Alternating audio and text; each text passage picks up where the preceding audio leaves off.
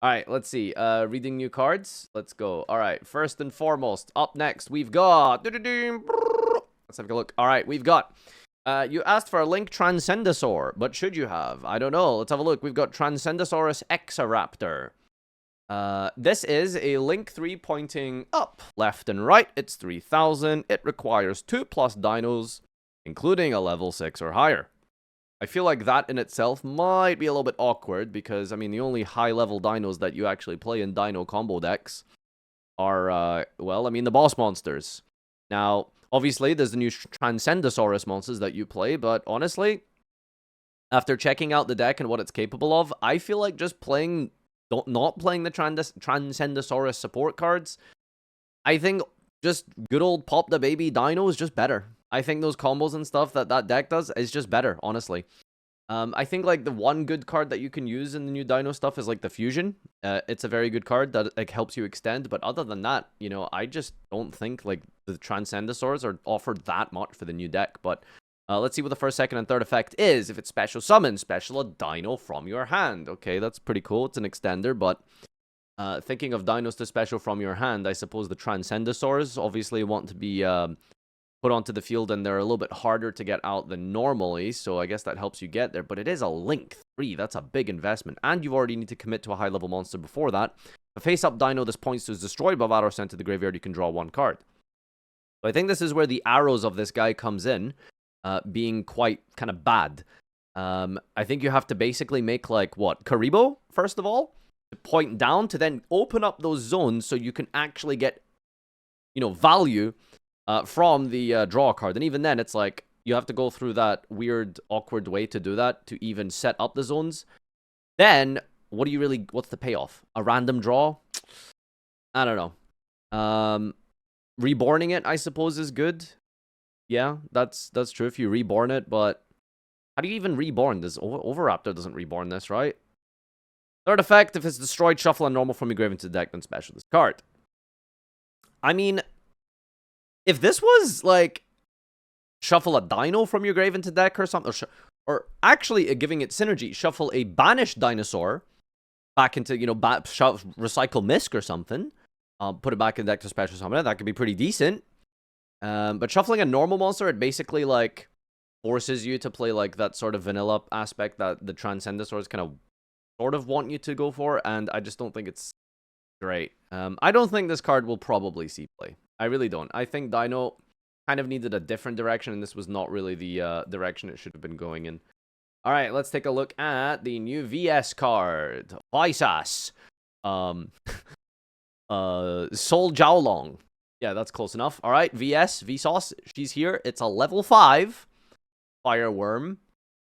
So fire is good just by itself, because one of the biggest things holding back VS is not really holding it back per se, but fire is a bit of an awkward attribute to have, and I think that's why you specifically need to play Pluton. I think he's fire, right? Or something. I think that one of the reasons you play that, the zombie one, I think, is because it's a fire.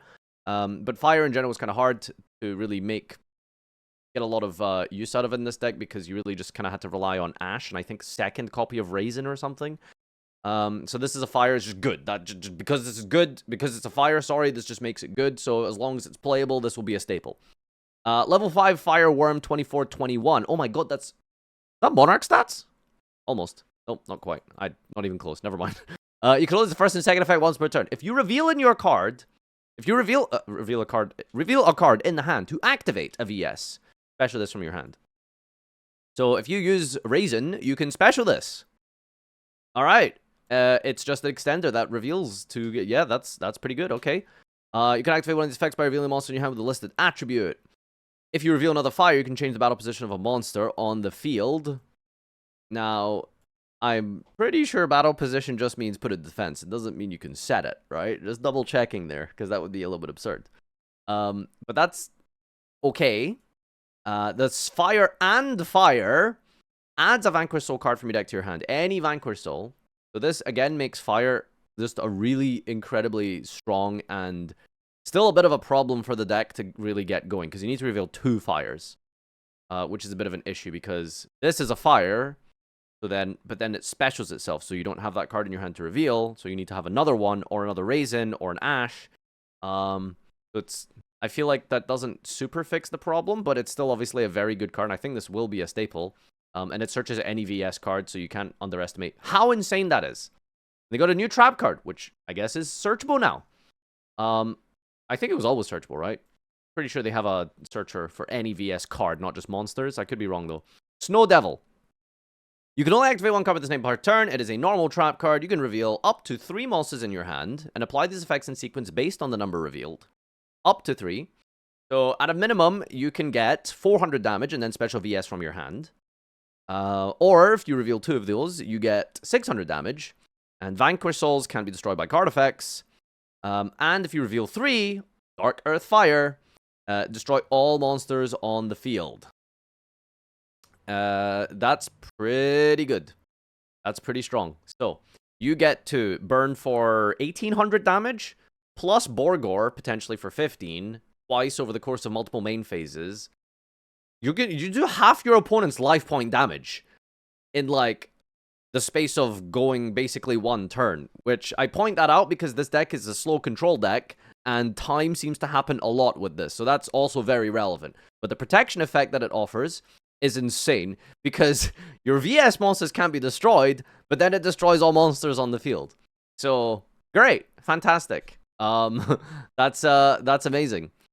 Just a way to extend onto the buy the link 1, or trigger Raisin, I think, as well as protecting your field, and of course, having a Raigeki. So overall, I mean, the deck is still going in the same direction it was always going, which is, it's a control deck, which makes sense. I mean, it is a control deck. I saw someone on Twitter say this is a combo deck. Who said, how is this a combo deck? But this is incredible. Oh, she's on the artwork. That's crazy. Yeah, all right.